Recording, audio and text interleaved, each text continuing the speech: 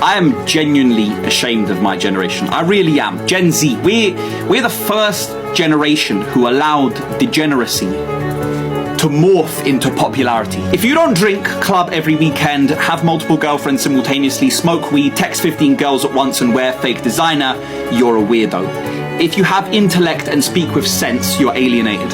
If you have an opinion and know how to stand up for yourself and stand firm by your word, you're arrogant. If you open a business at 18, you're deluded and boring and not fun at parties. The entire generation revolves around consuming the content from influencers, and yet if you open a channel of your own, you're cringe. And I don't speak for everyone, I speak for the majorities. I speak for those who dictate the standards, those who can see what's happening and fail to stop. To the men, and to the young men especially.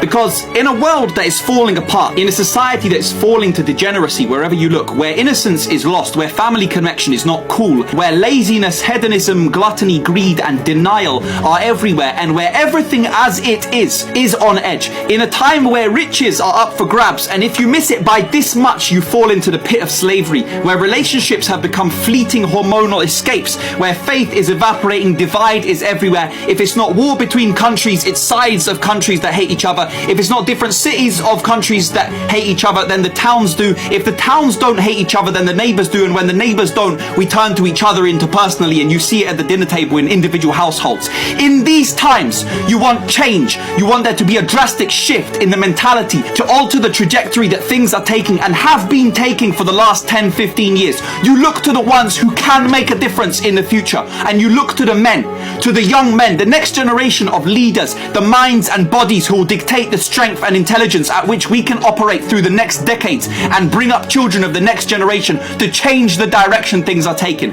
to lower crime, to restore pride in intelligence, to eliminate popularity of degeneracy and restore family values, and eliminate validation, normalization and glorification of shit habits and obsession with celebrities. So if you're a man and if you are a young man, stop talking about the women. Stop talking about what girls have become, what are girls this and girls that. Girls have become what they have become because there is a demand for it.